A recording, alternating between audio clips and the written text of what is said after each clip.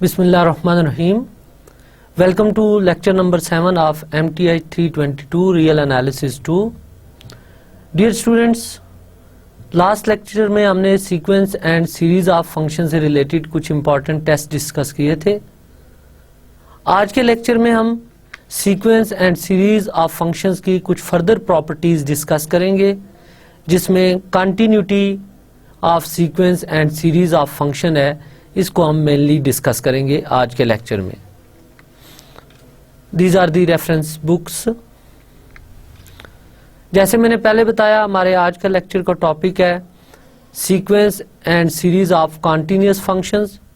सो इस लेक्चर में हम देखेंगे कि क्या अगर हम एक सीक्वेंस ऑफ कॉन्टिन्यूस फंक्शंस लें और वो सीक्वेंस यूनिफॉर्मली कन्वर्ज करे किसी फंक्शन एफ ऑफ एक्स को, तो क्या एफ ऑफ एक्स भी कॉन्टिन्यूस होगा. और दूसरी चीज कि अगर एक सीरीज ऑफ कॉन्टिन्यूस फंक्शन लें और वो सीरीज यूनिफॉर्मली कन्वर्ज करे किसी फंक्शन से एस ऑफ एक्स को, तो क्या एस ऑफ एक्स कॉन्टिन्यूस होगा या नहीं होगा, और अगर नहीं है तो अंडर व्हाट कंडीशन ये कंटिन्यूटी अचीव होगी. ये मेन ऑब्जेक्टिव है आज के लेक्चर का. डियर स्टूडेंट्स, आज का लेक्चर शुरू करने से पहले हम एक नजर डालते हैं प्रीवियस लेक्चर के रिव्यू पे. So recall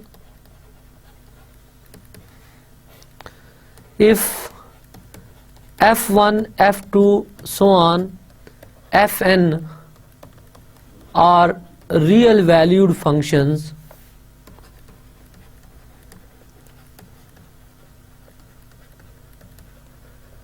defined on a set E,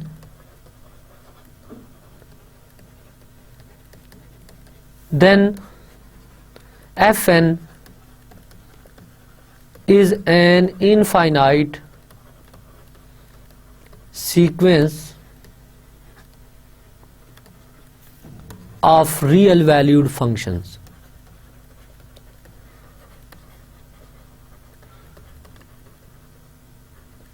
This sequence Fn converge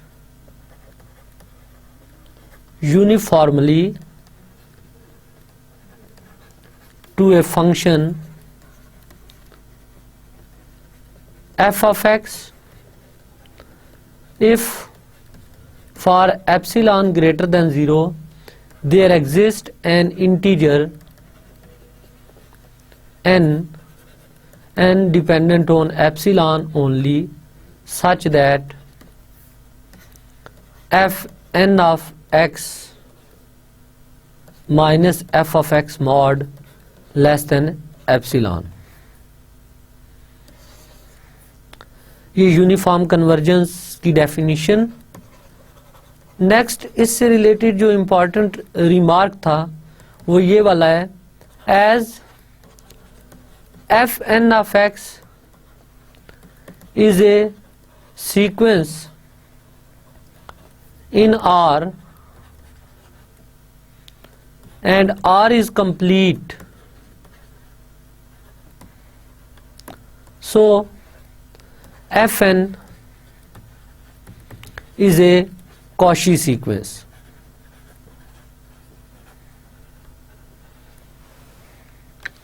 And this implies for epsilon greater than 0 there exists an integer n such that fn of x minus fm of x mod less than epsilon for all n is greater or equal to n and m is greater or equal to n.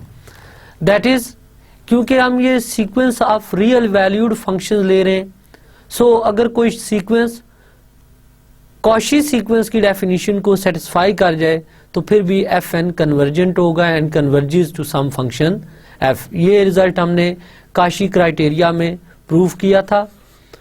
Dear students, last lecture में एक और important result जो हमने revise किया था और इसे series of function से लिंक किया था वो था M N test. which stated that a sequence Fn converge uniformly to a function f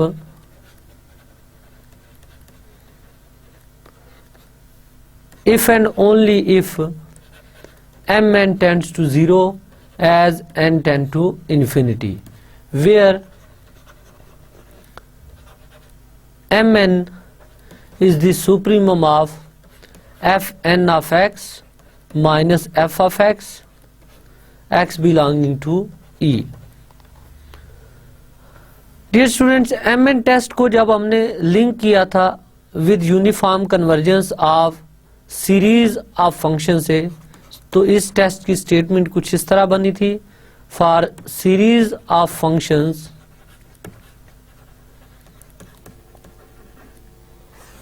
summation fn converge uniformly to s of x if and only if mn tends to 0 as n tend to infinity, where in this case mn is in fact nth partial sum की sequence से generate कर रहे हैं s N of x minus s of x, and limit N tend to infinity S N of x is equal to s of x. Dear students, M N test की कुछ applications हमने देखी थी। अब further आपने ये question देखना है mn टेस्ट से। Test the convergence of the series summation fn where sn is nx e power minus nx square on e is equal to 0 1। सबसे पहले आपने ये देखना है कि whether this series is convergent or not, और अगर ये कन्वर्जेंट हो तो देन ये कन्वर्जेंस यूनिफॉर्म है या नॉन यूनिफॉर्म है। ये रिजल्ट आपने एम एन टेस्ट से चेक करना है। Note that limit N tend to infinity S N यहाँ पे nth पार्शियल सम है, so limit N tend to infinity nx over e power nx square which is of course 0 s of x। तो इसमें सबसे पहले आप mn find out करें। Therefore mn जो होगा ये maximum value of sn of x minus s of x होगी। For this let y is equal to s N of x minus s of x. तो एस एन ऑफ एक्स की value n x e power minus N x square और s of x 0 है, so this is n x e power minus N x square. तो सबसे पहले आपने dy by D X find out करना है। So this is n into E power minus N x square plus x as it is E power minus N x square into minus 2nx। e power minus nx square is taken as common. We have 1 minus 2nx square. Put dy by dx equal to 0. This implies 1 minus 2n x square is equal to 0, and this implies x square is equal to 1 over 2n, and this implies x equal to 1 over square root 2n. Now verify that d2y by dx2 is less than 0 at x equal to 1 over under root 2n. Therefore mn, which is value of y at x equal to 1 over square root 2n, and this is equal to y में put करें x को 1 over square root 2n, so this is n over square root 2n e power minus n into x square, so x square is 1 by 2n. यहाँ से n से cancel out, so this is equal to n e power minus 1 over 2 divided by square root 2n, that is 1 over square root 2e into square root n. This implies limit n tend to infinity mn, which is equal to infinity, therefore convergence is non-uniform. Dear students, ये MN test की एक further application थी जिसमें series का nth partial सम given था, और nth partial सम के through आपने सबसे पहले ये शो करना है कि limit n tend to infinity S N of x 0 के इक्वल आता है. ये रिजल्ट आपने इनफैक्ट वेरीफाई करना है. ये आपकी एक्सरसाइज थी इसमें, और इसके बाद हमने देखना ये चाहा था कि आया ये कन्वर्जेंस यूनिफॉर्म है या नॉन यूनिफॉर्म है.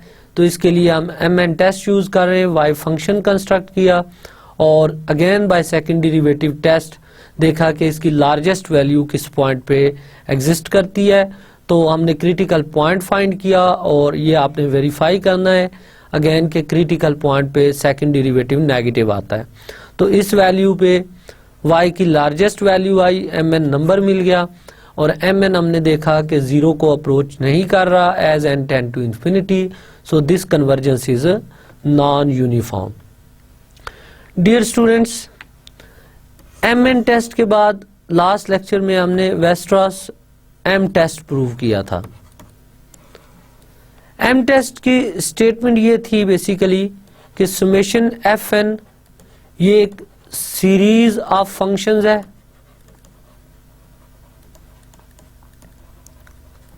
Then summation fn converge uniformly to some function s of x if summation mn converges, where fn of x is less or equal to mn, x belongs to some set E and n equal to 1 2 up to so on. तो m test में हम sequence fn की dominating sequence find करते हैं जो एक sequence of constant है. अब अगर ये सीक्वेंस ऑफ कांस्टेंट से आप एक सीरीज जनरेट करें सुमेशन mn और ये सीरीज कन्वर्जेंट हो तो फिर सीरीज सुमेशन fn जो है ये यूनिफॉर्मली कन्वर्जेंट होती है. इस टेस्ट से रिलेटेड एटलीस्ट 3 to 4 एग्जांपल्स हमने लास्ट लेक्चर में स्टडी की हैं. आपने देखा कि कितना यूजफुल और कितना पावरफुल टेस्ट है ये, क्योंकि ये सीक्वेंस ऑफ फंक्शन से जो सीरीज बनती है, that is series of function, उसकी यूनिफॉर्म कन्वर्जेंस बता देता है bye given condition that summation fn converges and fn of x mod less or equal to mn. Dear students, ये तो था लास्ट लेक्चर का रिव्यू. यहाँ से हम आज के लेक्चर स्टार्ट करते हैं. जैसे मैंने शुरू में बताया आपको कि आज के लेक्चर में हम यूनिफॉर्म कन्वर्जेंस और कंटिन्यूटी का क्या लिंक है इसको देखेंगे. In fact we are interested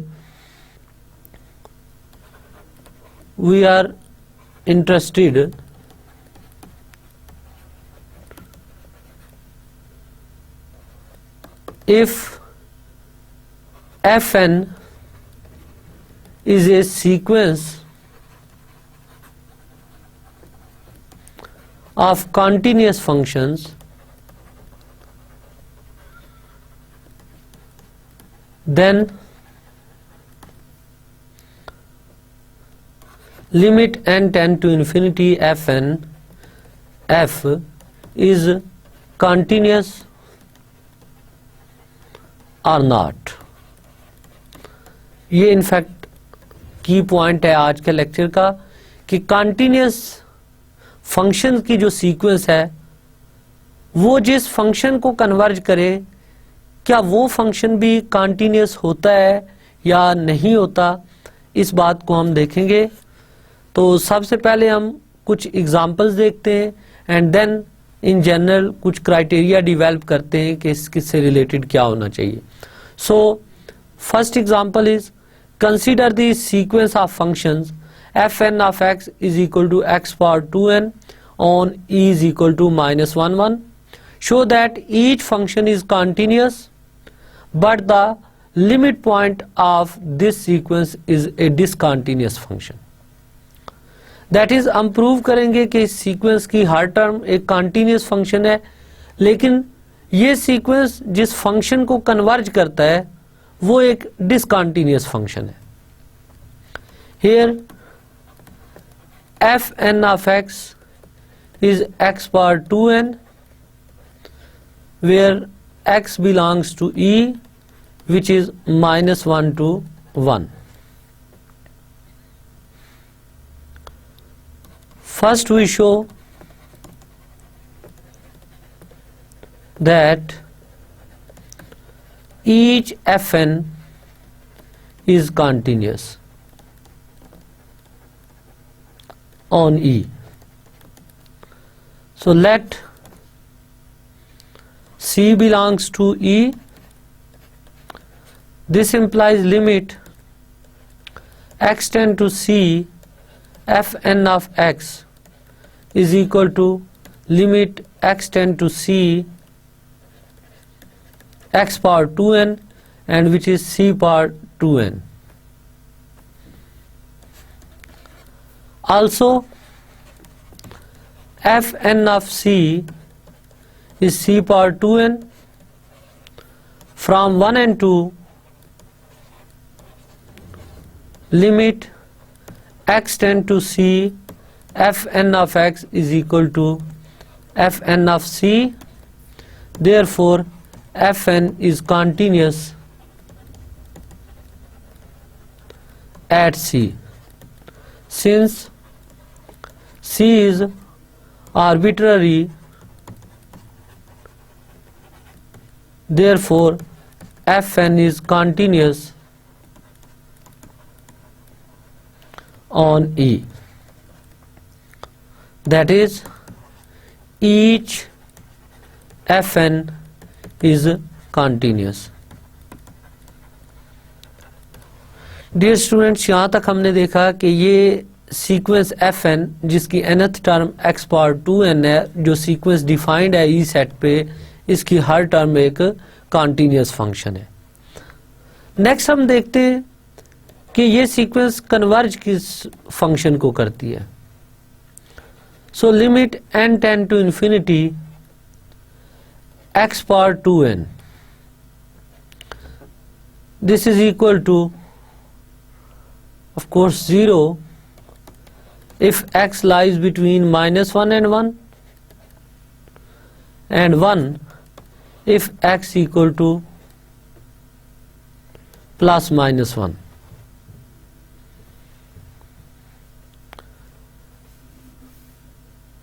Note that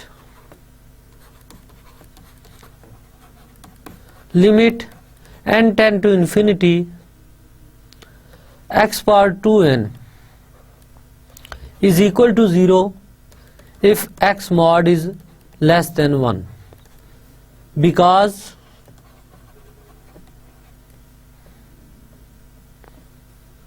for x mod less than 1, this implies x power 2n tends to 0 as n tend to infinity. Also limit n tend to infinity, fn of x is equal to f of x, where f of x in this case is 0 if x mod is less than 1 and 1 if x is equal to plus minus 1, and f of x is discontinuous on E. Dear students, यहाँ तक इस example को दोबारा देखिएगा कि हमने एक sequence of function लिया है F N of X X power 2n। सबसे पहले हमने ये शो किया कि इस सीक्वेंस की हर टर्म एक कॉन्टिन्यूअस फंक्शन है। प्रूफ इज क्वाइट सिंपल, आपने इसको देख लिया। इसके बाद हम इसकी लिमिट फाइंड करना चाहते हैं। तो क्लियरली अगर हम x मॉड लेस देन 1 लेंगे तो x मॉड लेस देन 1 होने से ये एक ज्योमेट्रिक सीक्वेंस है जो कन्वर्जेंट है if x mod is less then 1। So less than 1 के केस में ये सीक्वेंस कन्वर्ज टू 0 है। सो x को अगर हम +1 लें या -1 लें तो ये सीक्वेंस कन्वर्ज कर जाता है 1 को, जो क्लियरली एक डिसकंटिन्यूअस फंक्शन है on set E। Therefore, we conclude that a sequence of continuous functions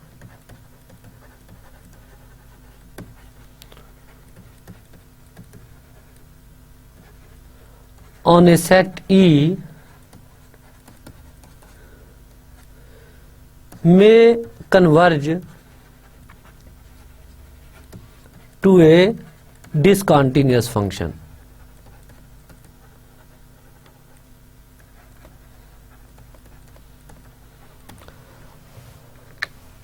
next example में हम सेम क्वेश्चन डिस्कस करते हैं सीरीज ऑफ फंक्शन में, कि अगर हम एक सीरीज ऑफ कॉन्टिन्यूअस फंक्शन लें तो क्या वो सीरीज जिस फंक्शन को कन्वर्ज करेगी, दैट इज जो सम ऑफ द सीरीज होगा फंक्शन, वो एक कॉन्टिन्यूअस फंक्शन होगा या discontinuous function. So consider the series summation n varies from 0 to infinity x square over x square plus 1 on E is equal to -1 1. Show that each term of this series is a continuous function but the sum of this series is a discontinuous function. Here nth term of the series fn of x is x square over 1 plus x square power n and E set is -1 1. First we show that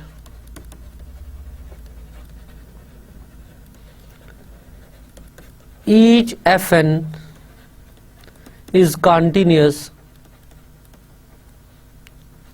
on E. So let C belonging to E. This implies limit x tend to C fn of x is limit x tend to C x square over 1 plus x square power n. This is equal to C square over 1 plus C square power n. Also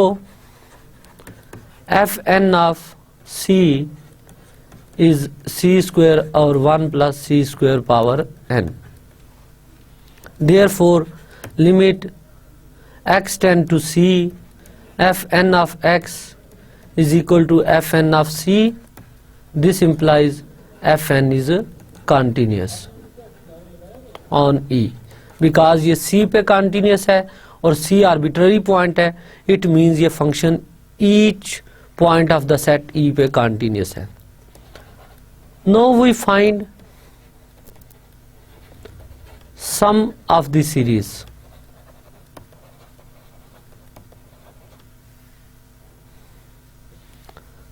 Summation n varies from 0 to infinity x square over 1 plus x square whole power n.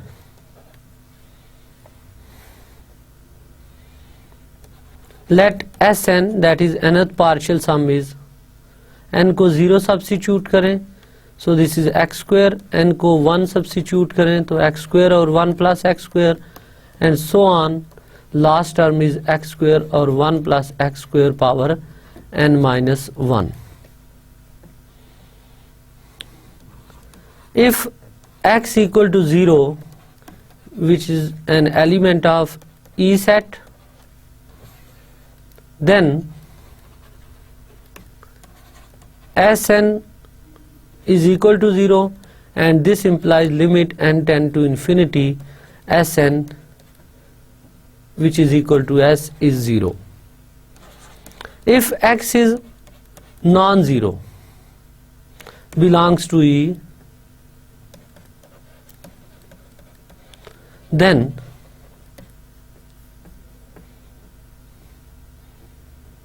limit n tend to infinity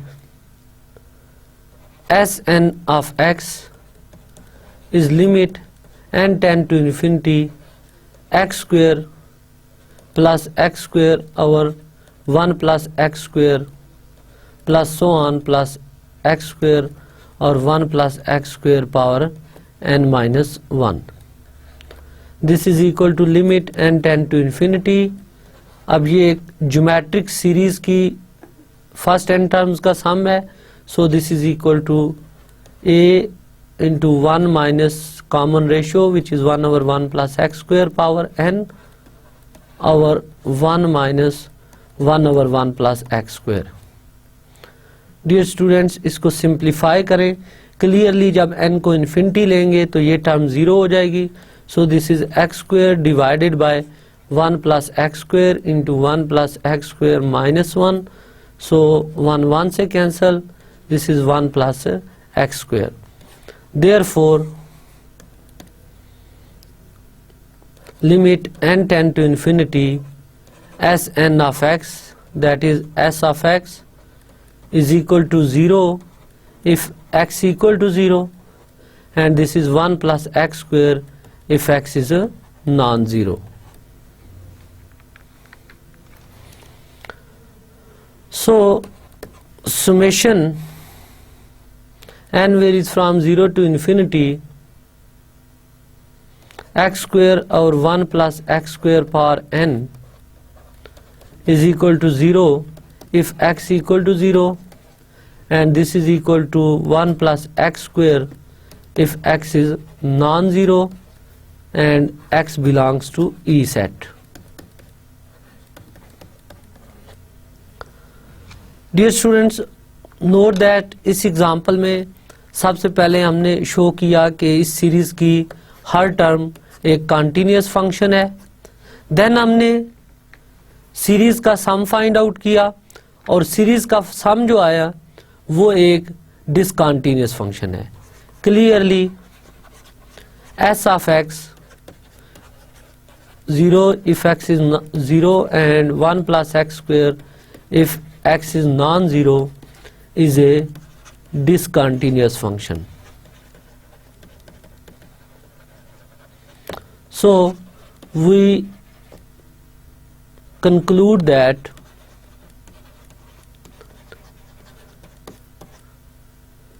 the sum of a series of continuous functions may be a discontinuous function.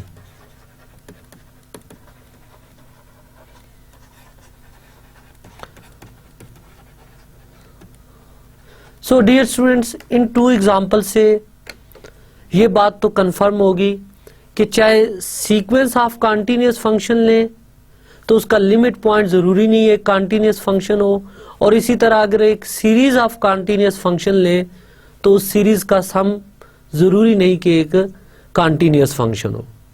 अब next हम वो condition find करते हैं कि under what condition एक sequence of continuous function का limit point भी एक कंटिन्यूअस फंक्शन आए और इसी तरह एक सीरीज ऑफ कंटिन्यूअस फंक्शंस का सम भी एक कॉन्टिन्यूस फंक्शन आए।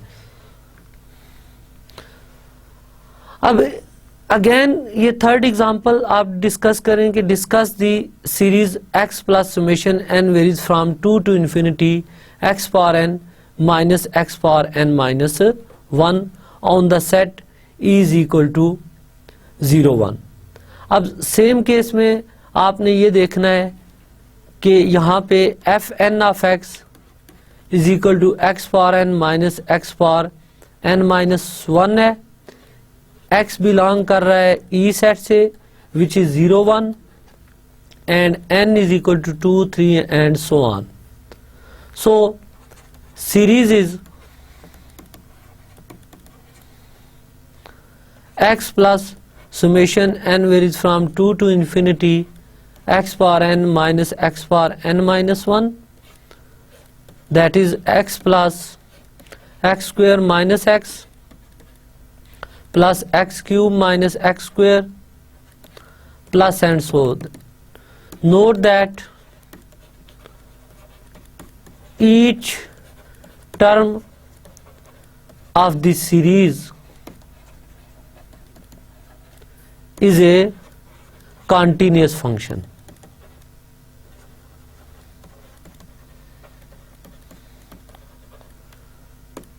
Then what is the sum of the series?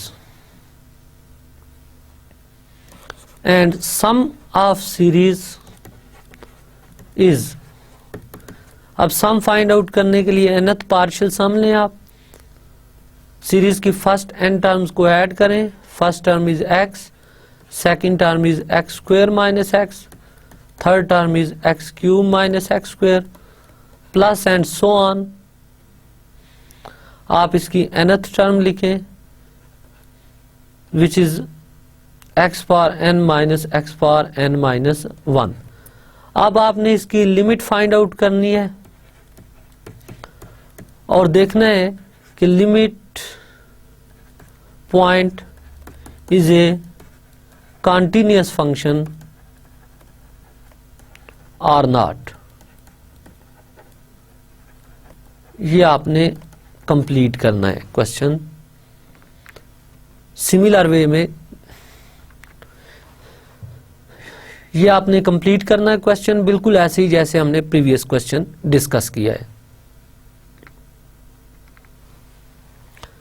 Dear student, जैसे मैंने पहले बताया कि अब हम वो कंडीशंस फाइंड करने जा रहे हैं कि जिस कंडीशन के अंदर एक सीक्वेंस ऑफ कॉन्टिन्यूस फंक्शन लें और उसका लिमिट पॉइंट भी एक कॉन्टिन्यूस फंक्शन आए। तो इस कंडीशन को फाइंड करने के लिए हमें एक थ्योरम रिक्वायर्ड होगा, हम पहले उसको देखते हैं। Suppose F N is a sequence of function which converge uniformly to a function F on a set E. Let x be a limit point of set E, and suppose limit t tends to x, fn of t is equal to an. Then an converges and limit t tends to x, f of t is equal to limit n tend to infinity an. तो इसमें fn given है uniformly convergent है on set E, x is the limit point of set E. Further limit t tend to x fn of t is equal to an। Then ये जो an sequence of constants बनेगी, ये हमने show करना है कि ये कन्वर्जेंट सीक्वेंस है। And further in limit t tends to x f of t ले या limit n tend to infinity an, ये सेम आती हैं। डियर स्टूडेंट, नोट करें कि इसमें अगर हम इस कंडीशन को फर्दर रीराइट करें, t tends to x and f of t because fn converge uniformly to f है, so f of t जो है ये basically limit n tend to infinity fn of t के इक्वल है। so f of t is limit n tend to infinity fn of t है, and limit n tend to infinity an, और an जो है ये limit t tends to x fn of t के equal है। अब इस कंडीशन से ऑब्जर्व करें कि यहाँ हम सीक्वेंस ऑफ फंक्शंस कि पहले लिमिट यूज कर ले रहे हैं और उसके बाद जो आंसर आएगा उसकी limit t tends to x find करनी है। और राइट साइड पे पहले हम limit t tends to x ले रहे हैं, देन जो सीक्वेंस बनेगी उसका लिमिट पॉइंट फाइंड करना है, that is limit can be interchange. तो इन कंडीशंस के अंदर हमने देखा कि अगर ये रिजल्ट हम प्रूव कर सकते हैं तो इस केस में लिमिट्स इंटरचेंजेबल होंगी। सो इसका प्रूफ देखते हैं। Given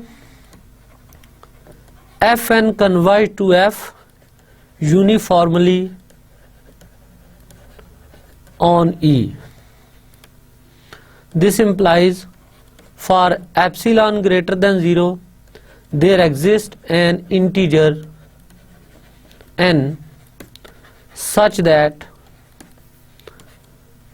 fn of t minus fm of t less than epsilon for all n is greater or equal to n, m is greater or equal to n and x belongs to E.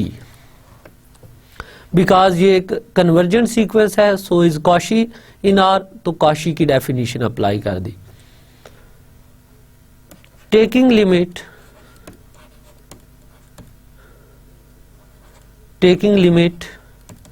t tends to c, this implies limit t tends to x, limit t tends to x, fn of t minus limit t tends to x, fm of t mod is less than epsilon, and this implies, आप note करें कि given है limit t tends to x, fn of t an के equal है, so this is an minus am mod is less than epsilon.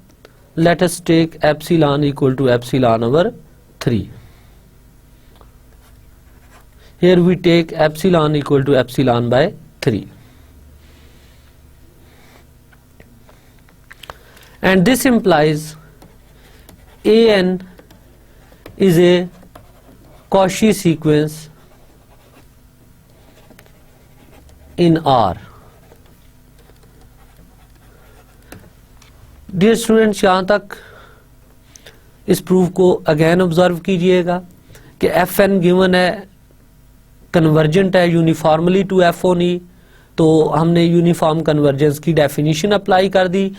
क्योंकि ये result true है for each epsilon, so doesn't matter हम epsilon को replace कर लें epsilon by 3 से। उसके बाद लिमिट अप्लाई की t tends to c, so limit process apply करने के बाद ये an minus am mod less than epsilon by 3 आ गया। This implies an is a Cauchy sequence in R as R is complete.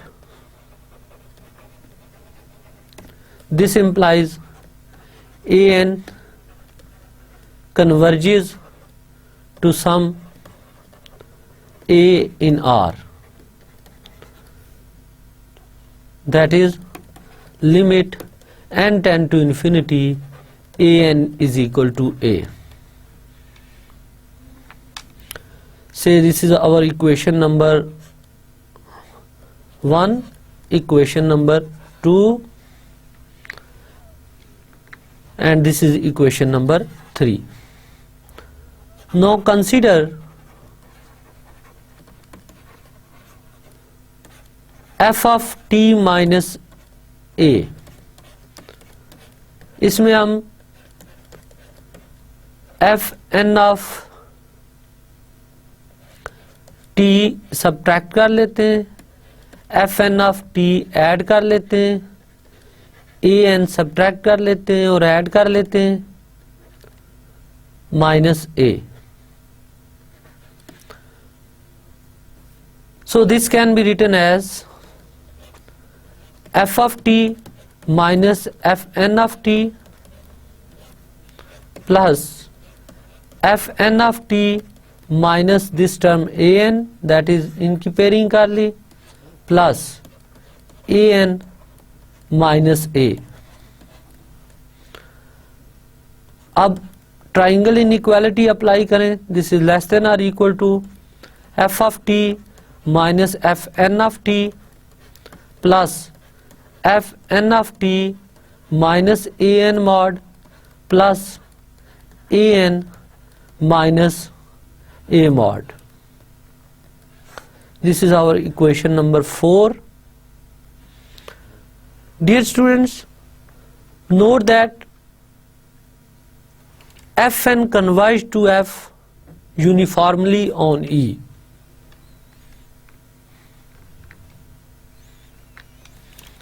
Since Fn converges to F uniformly on E, so far epsilon greater than 0, we can choose an integer n such that fn of t minus f of t mod less than epsilon by 3 and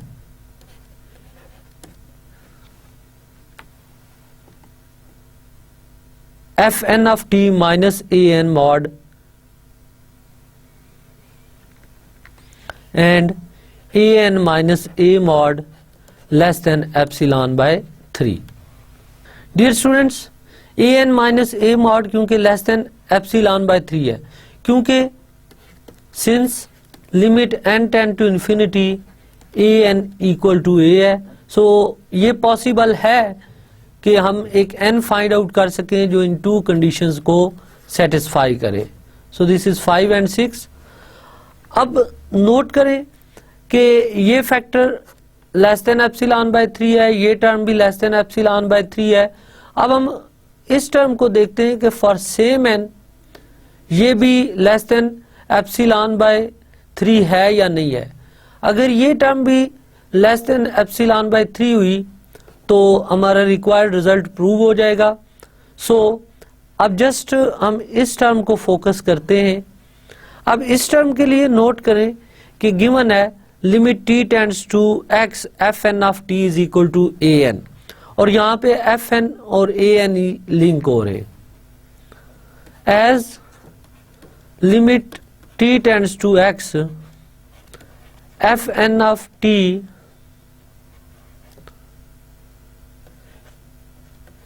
is equal to an, so far this n we can find a neighborhood v of x such that fn of t minus an mod less than epsilon by 3 for all n greater or equal to n and x belongs to v intersection e and in fact t belongs to v intersection e and t is not equal to x. अब इस fact की reason ये है since x is a limit point of some set E if each open neighborhood of x intersect E. Dear students, ये एक well known theorem topological spaces का जिसको I hope कि आपने टोपोलॉजी के पेपर में पढ़ा होगा. यहाँ पे मैंने वो यूज किया है क्योंकि एफ एन ऑफ टी का लिमिट पॉइंट ए एन है और इस केस में हम मस्ट ई का एक नेबरहुड फाइंड कर सकते हैं एक्स पॉइंट का विच इज वी जो इस कंडीशन को सेटिस्फाई करेगा. ये रिलेशन नंबर 7 हो गया. Using 5 to 7 in 4 we have f of t minus a mod less than epsilon over 3 plus epsilon over 3 plus epsilon by 3 for all n is greater or equal to n in fact, and this is equal to epsilon, and this implies f of t converges to a. In other words, we can write f of t is equal to a, that is limit t tends to x, f of t is equal to f of a, and this implies limit t tends to x, f of t is equal to an.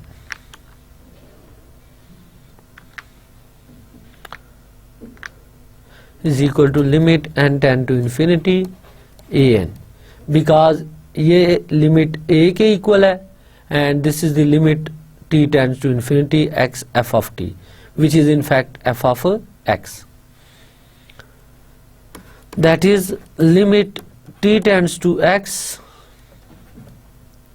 limit n tend to infinity f n of t is equal to limit n tend to infinity, and an is limit t tends to x f n of t.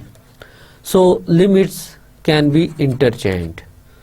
So limit can be interchanged in this case.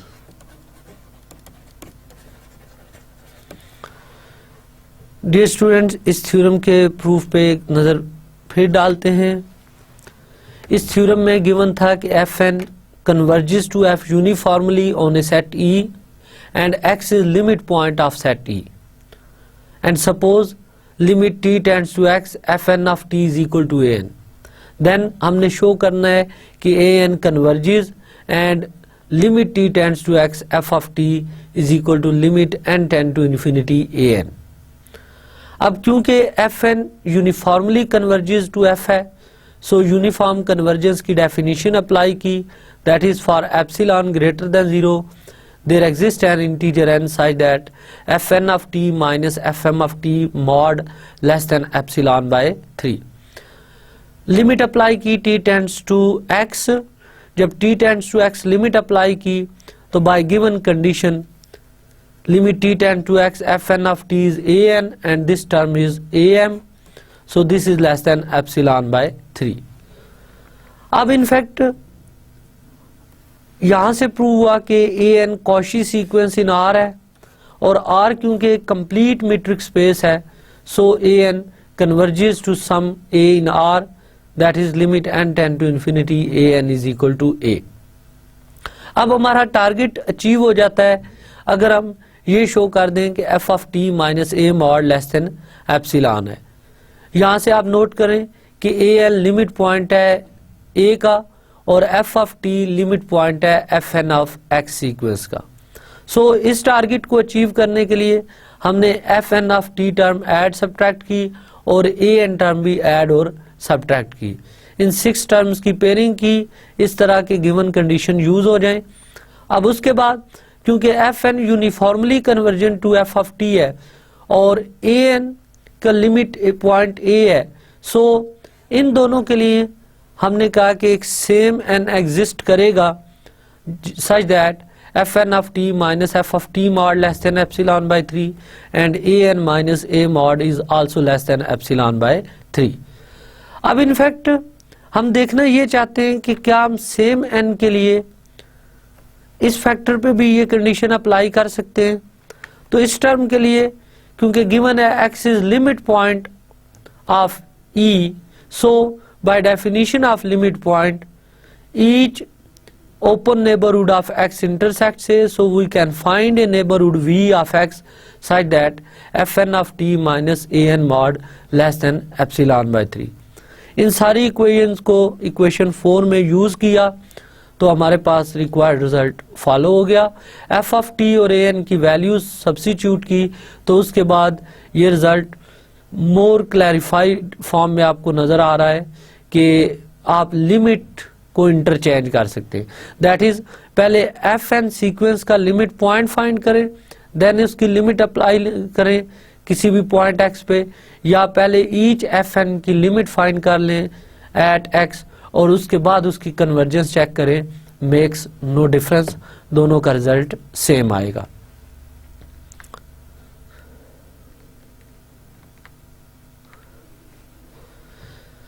Dear students, next theorem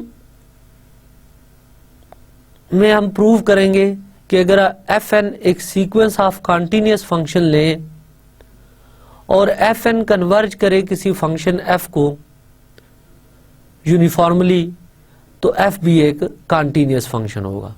यानी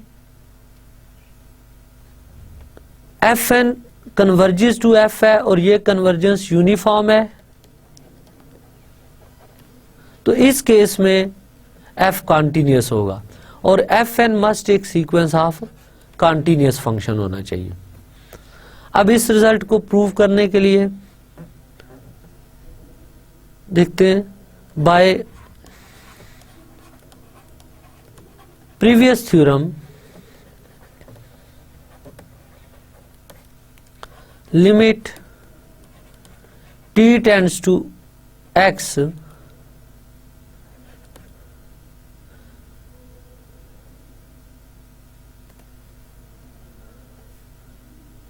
limit n tend to infinity fn of t is equal to limit n tend to infinity limit t tends to x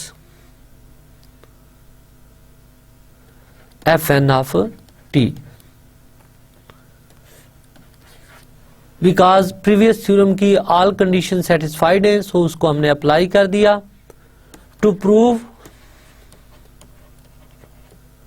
limit n tend to infinity fn of t, which is f of t, is continuous on E. Let C belongs to E. So and t is not equal to c.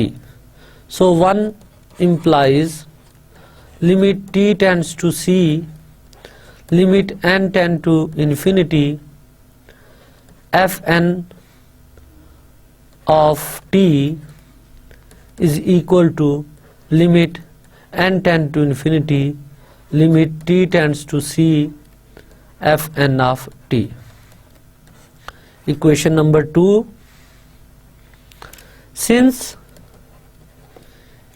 each fn is continuous on E, so limit t tends to c fn of t is equal to fn of c.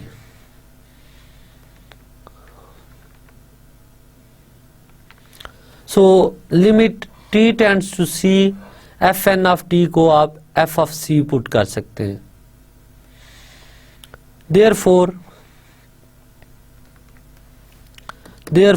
2 implies 2 में substitute करें तो limit t tends to c limit n tend to infinity fn of t is equal to limit n tend to infinity, and in fact this term is fn of c, fn of c,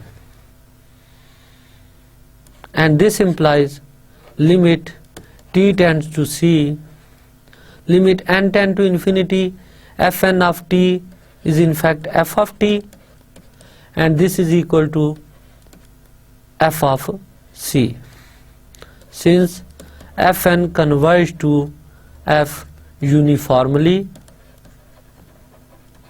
on E, and this implies f is continuous at C. Since C is arbitrary, therefore f is continuous on E. So dear students, यहाँ तक हमने देखा कि अगर हम एक sequence of continuous functions लें जो यूनिफॉर्मली कन्वर्ज करे किसी फंक्शन f को, तो then f must be a continuous function. Converse of above theorem is not true, that is, a sequence of continuous function may converge to a continuous function although the convergence is non-uniform। तो previous theorem में ये given था कि अगर fn converge करे f को uniformly,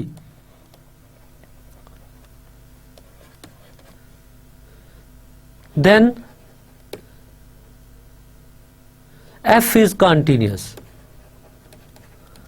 अब इसका हम कन्वर्स देखते हैं कि अगर एक सीक्वेंस ऑफ कॉन्टिन्यूस फंक्शन किसी कॉन्टिन्यूस फंक्शन को ही कन्वर्ज करे तो क्या वो कन्वर्जेंस यूनिफॉर्म होगी। तो इस रिमार्क में हम बता रहे हैं कि कन्वर्स ट्रू नहीं है, यानी ऐसी एग्जांपल एग्जिस्ट करती हैं जिसमें एक कॉन्टिन्यूस फंक्शंस की सीक्वेंस किसी कॉन्टिन्यूस फंक्शन को ही कन्वर्ज करती है, बट कन्वर्जेंस यूनिफॉर्म नहीं होती। इसकी एक एग्जांपल देखते हैं। Discuss the convergence of nx into 1 minus x power n on e is equal to 0 1। Here f n of x is nx into 1 minus x power n and set is 0 1। सबसे पहले हम देखते हैं कि each fn is continuous or not। So clearly each fn is continuous on E। Also limit n tend to infinity fn of x is limit n tend to infinity nx into 1 minus x power n, which is equal to 0 for all x belongs to E, and f of x 0 is also continuous। Therefore a sequence of continuous functions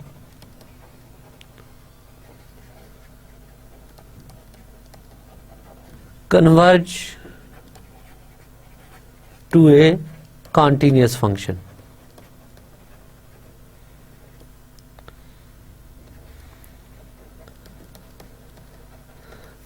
Next we show that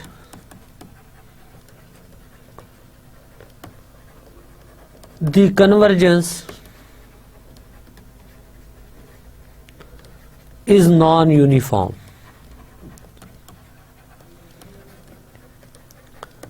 For this, let y is equal to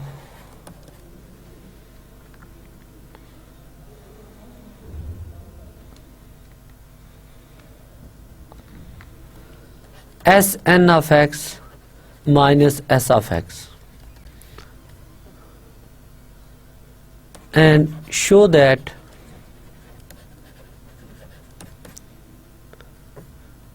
by using MN test convergence is non-uniform। ये आपने prove करना है कि इस case में ये convergence non uniform है, क्योंकि इस टाइप की काफ़ी एग्जांपल्स हम डिस्कस कर चुके हैं। सो इसकी डिटेल में मैं नहीं जा रहा, ये आपने खुद वेरीफाई करना है। डियर स्टूडेंट्स, नेक्स्ट हम यूनिफॉर्म कन्वर्जेंस और इंटीग्रेशन का रिलेशन देखेंगे। Uniform convergence and integration.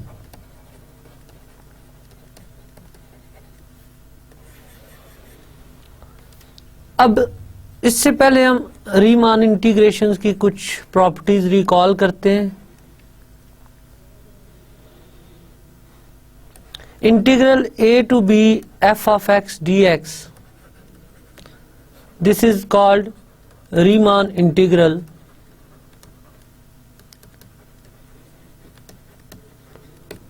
of f of x on AB and integral a to b f of x dx geometrically ये एरिया अंडर द कर्व को represent करता है. So this is area under the curve from A to B, which is area bounded by f of x from x equal to a and x equal to b.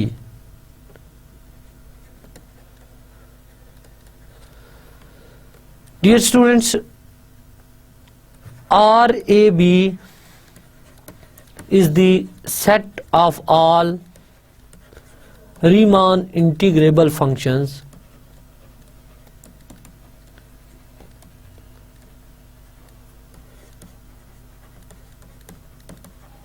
on AB. RAB is basically the set of all Riemann integrable functions defined on interval AB. In particular,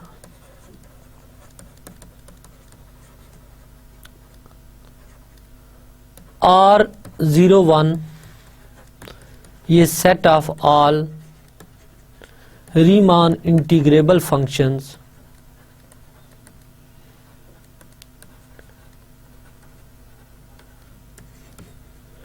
on 01.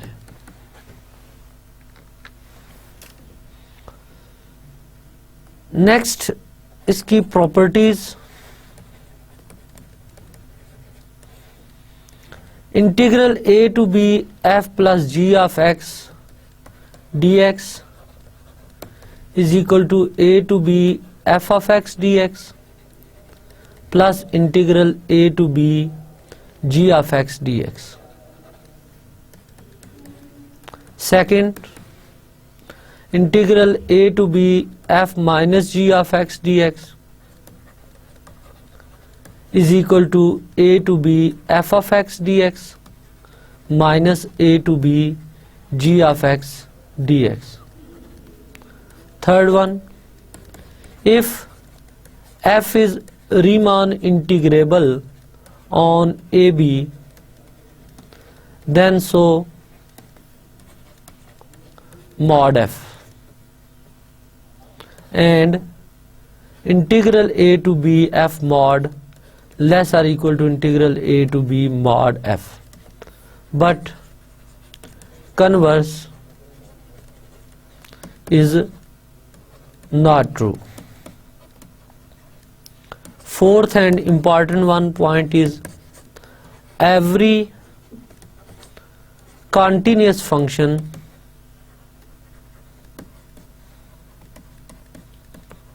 is Riemann integrable on AB.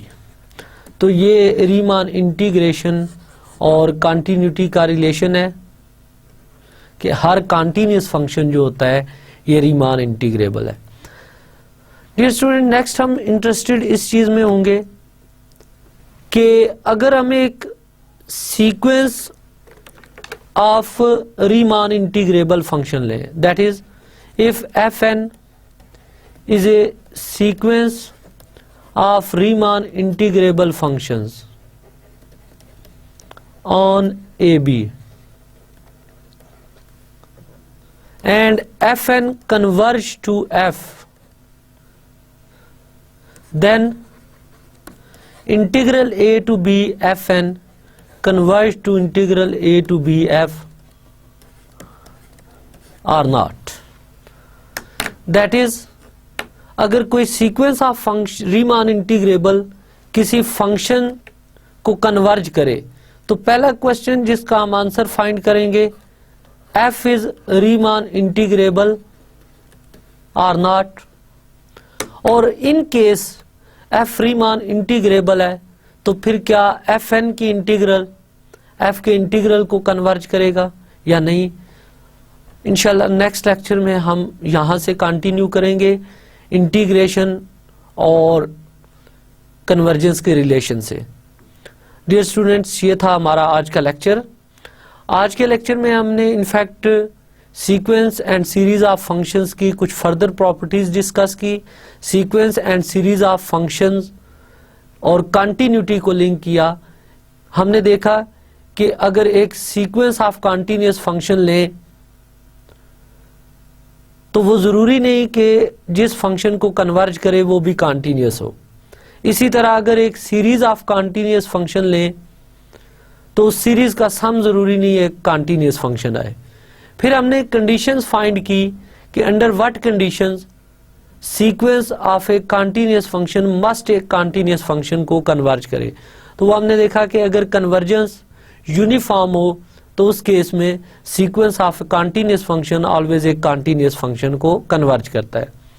Then हमने sequence of functions के बाद ये देखा कि इस theorem जो हमने अभी डिस्कस किया कि अगर सीक्वेंस ऑफ कंटिन्यूअस फंक्शन लें और कन्वर्जेंस यूनिफॉर्म हो तो वो एक कंटिन्यूअस फंक्शन को कन्वर्ज करता है। बट इसका कन्वर्स ट्रू नहीं है, यानी अगर एक सीक्वेंस ऑफ कंटिन्यूअस फंक्शन किसी कंटिन्यूअस फंक्शन को कन्वर्ज करे तो वो कन्वर्जेंस जरूरी नहीं यूनिफॉर्म हो, वो पॉइंट वाइज भी हो सकती है। Then at the end of this lecture हमने रीमान इंटीग्रेशन की डेफिनेशन देखी। जस्ट लेमैन डेफिनेशन हमने देखी कि एरिया अंडर द कर्व है ये डेफिनेट इंटीग्रल, क्योंकि हमें इसकी फर्दर प्रॉपर्टीज एज सच उस तरह नहीं यूज करनी जिस तरह आपने रियल एनालिसिस 1 में पढ़ी है। यहाँ हम इंटरेस्टेड इस चीज में होंगे कि अगर एक sequence of Riemann integrable function ले और वो सीक्वेंस जिस फंक्शन को कन्वर्ज करे तो पहला क्वेश्चन ये कि वो फंक्शन रीमान इंटीग्रेबल होगा या नहीं, और अगर वो फंक्शन रीमान इंटीग्रेबल होता है तो क्या इंटीग्रल की सीक्वेंस और उस लिमिट पॉइंट के इंटीग्रल में क्या रिलेशन होगा। तब तक अपना ख्याल रखिएगा। अल्लाह हाफिज।